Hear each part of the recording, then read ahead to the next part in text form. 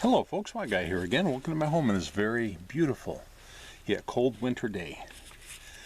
The name of this video is called The Why Guy Questions the Contrast of Evil.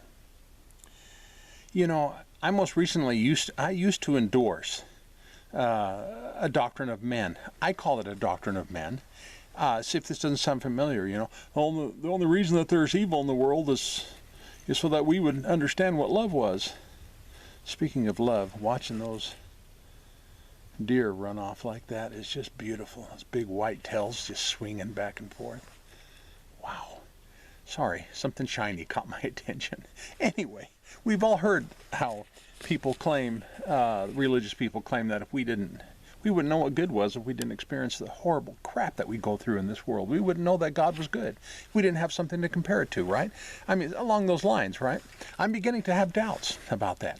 And I'm now backpedaling about some of my beliefs concerning contrast. Well, living in my youth, living on the streets in Denver in the middle of the winter, thank God it was for just a short period of time, though, but I feel that I'm now more content and pleased with my living arrangements. Look around. You know, my living arrangements now as a contrast. You see, I get that, okay? So this is true, but many Christians do a contrast dance, me included at one time, that claim how we wouldn't know what good is without evil to compare it to. Well, this is only one of many contrasts that I have to question. But why? Well, love is good, right? Did Adam and Eve know what God's love was before they ate from that metaphoric tree that everybody talks about? Supposedly bringing death into existence? By the way, this also resulted in us, becoming the god of this world, and I'll prove it. But first, did they experience love from God and from each other without the presence of evil to compare it to? God is love, and love, was continuously present in their lives. So as a contrast, what were they comparing that wonderful love to? What were Adam and Eve comparing that to? Are you getting where I'm coming from? So anyway, here's a personal example. My little pup, Ollie, he has absolutely no evil in him, yet he most definitely knows what love is. No doubt. He has yet to experience evil, and if he ever does, whomever induced it, they're going to experience some real evil from yours truly. All right? My point, contrast might be valid in some circumstances, but it's not necessary for the reason for evil and many other things to exist. Jesus said more than once that evil comes from the hearts of man, while Christians claim that evil comes from some spiritual enemy. Well, who's lying here? Jesus? Was it the scribes who lied when they quoted him and when they misquoting him, and then later their lies were found its way into our Bibles? Is that what happened? Or is it the doctrines of men, pagan-minded men, I might add, that were responsible for lying by claiming the source of evil is due to an invisible evil enemy instead of what Jesus said? They all can't be true, right? Not only does contrast not answer my dilemma with that, okay, but the words of Jesus contradict what Christianity has taught me for years about the source of evil. I know I'm not saying anything new, right? But are you seeing my problem? So let me digress by using the term God of this world that I spoke about earlier, right? That most Christians attribute that title to an evil spiritual enemy, which ironically, no Bible can agree what to call this supposed invisible foe. Now, I want to give you a quote from a book of mine that I wrote, one of the 3 books. No love, no fear, no love, no fear. Okay, speaking of this in this context, it's just a short paragraph out of that book. Take the word Satan, for example, okay? Many believe that this word, which most consider an actual name of a supernatural being, and depending on which Bible version, is synonymous with names and titles such as Lucifer, devil, liar, angel of light, power of darkness, murderer, antichrist, serpent, Beelzebub, the dragon, Apollyon, destroyer, beast, prince of the power of the air, accuser, lawless one, adversary, morning star, rule of darkness, god of this world, Belial, enemy, thief, evil one, Abaddon, destruction, roaring lion, wicked one, fallen star, serpent of old, deceiver, son of perdition, and father of lies, all which can be found in various Bibles depending on which version. Okay? Do any of these that I just mentioned, do any of these supposed listed entities have the ability to create since most Christians have been taught that these titles and names are synonymous to what they consider the God of this world, as in a God. Okay, follow me. If not any of them, any of these guys here in this list, someone created evil, but who? You know, I know how most Bible students will quote the passage of Isaiah 45:7. Quote, I form the light and create darkness. This is speaking about God, by the way. And I make peace and I create evil. I, the Lord, do all these things, close quote. Yeah. If one is to read and accept that at face value, this is irony for you, then you might as well believe the many more passages that speak of an erroneous hell at face value as well. Well, what are you getting at, white guy? When addressing the passage in Isaiah, we're dealing with culture, as well as it being customary for the ancient Hebrew writer, which is required by the religion of Judaism, to give God accolade for everything in existence, both good and evil. Unfortunately, many Christians have jumped on that bandwagon as well, thinking it somehow honors God.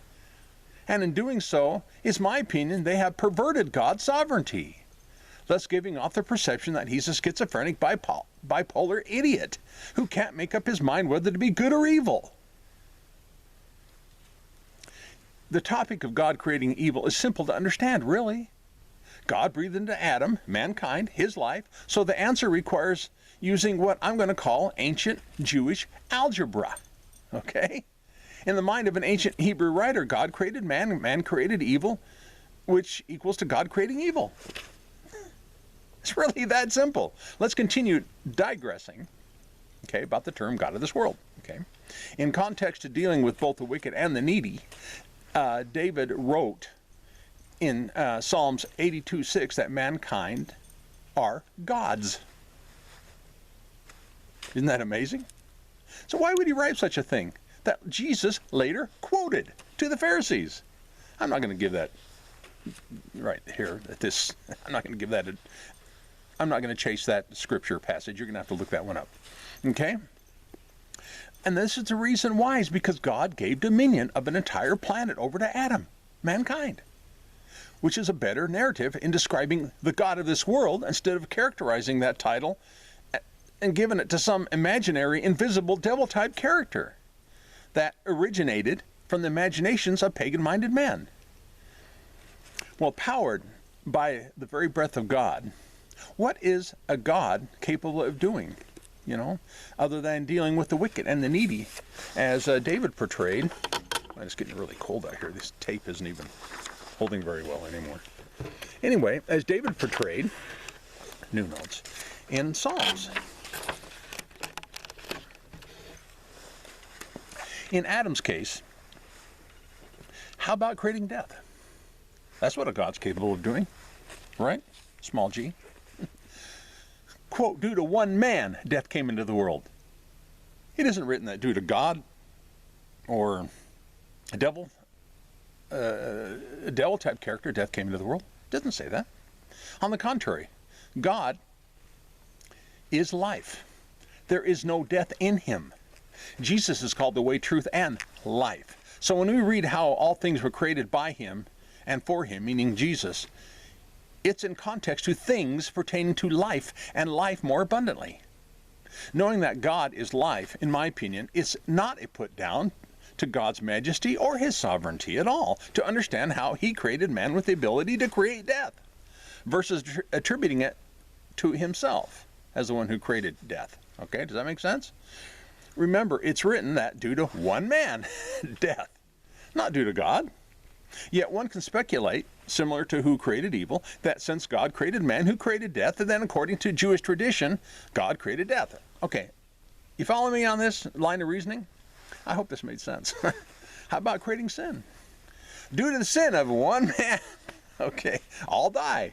It's taught that a snake, a devil, tempted evil to sin. So wouldn't that mean that due to the sin of one snake, all die? The Bible made it clear who it was, and due to one man, because it was due to one man. Furthermore, did God create sin? Well, hardly. That would mean that a schizophrenic God created something that he would later punish, some believe, for an eternity, punish people for something that he created. What kind of God do people believe in anyway? Good grief and gravy and orange juice. Yeah, that's a white guy quote. Good grief, and gravy and orange juice. Jeez. Oh, goodness. I kind of lost track here. However, it's my strong opinion that God created man with the ability to create sin. And along the same line of reasoning, here's how more of that line of reasoning, okay?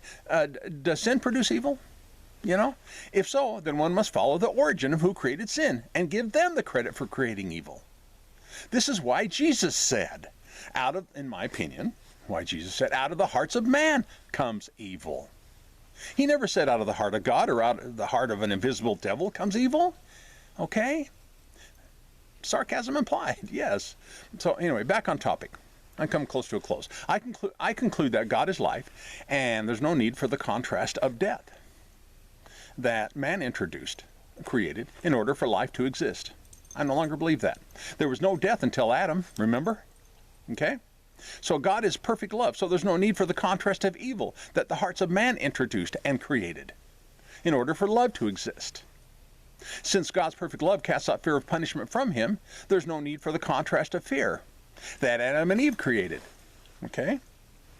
When did they do that? Well, when they hid from God and told him in the garden, "We were afraid." Anyway, God abounds in grace, and grace stands alone on its own. Grace stands alone on its own loving merit, with or without the existence of sin, so there's no need for the contrast of sin that man introduced and created in order for grace to abound. In other words, the grace of God would exist with or without sin, because it's powered by God's love. Did that make sense? Anyway, this is partially, maybe not contextually, all right, what Paul meant when he said, "What shall we say then? Shall we continue to sin that grace may abound?" That's in Romans 6:1-2. So in closing this video, the fear that many Christians exhibit is having a fear that people are going to get away with all the horrible shit that they do. I know that's what people are afraid of. Meaning you just go out and do whatever you want. How many times have I heard that? If God's going to save anybody, then what's the sense of Jesus? What's the use of God? What's the use of the... Oh my gosh, what about love, folks? What about God's his nature? Anyway, sorry for that rant. So instead of believing in a loving God that's capable of teaching and purifying the wrongdoers in this lifetime, and the next possibly, they limit God's options to only an eternal torturous afterlife, where there is no teaching nor a purifying scenario taking place whatsoever. This is how a loving God and his justice has been defined by Christendom. And again, I'm saying nothing new, you know. I can't believe I used to believe that kind of crap. Contrast is the second most used reason people believe in hell. So sarcastically speaking, didn't you know that there can't be a heaven without a hell? Didn't you know that, folks? What's even worse is how some actually believe there can't be a God without a devil. In my opinion, these doctrines of pagan-minded men are the most pathetic contrast of them all. So, in closing this, considering some of the replies that I get, both on social media and on YouTube here, I think it's smart ass of me to offer this disclaimer from now on, whenever presenting something new like I'm doing in this video that might be viewed as controversial. And it's going to go, my disclaimer is going to go something like this. This video, in my opinion, does not necessarily reflect the views of YouTube. I'm entertaining myself, by the way. YouTube, its affiliations or advertisers, and should not be deemed as the inerrant holy word of God by anyone. I take no responsibility if it causes you emotional stress. So if that happens, please consult a physician or get psychiatric help. Prayer before lobotomy is advised. However, if your diagnosis results in getting a lobotomy, I reserve the right to visit you at the mental ward wherever you may be assigned. While visiting, as an act of kindness, I may offer my assistance in wiping the drool from your chin if needed. Scroll down to the Show Me More section. There are 6, maybe even 7 links down there I would really like you to check out. Okay? I hope this entertained you and maybe caused you to think a little differently. about some things. And again, it's my opinion. Thank you for viewing.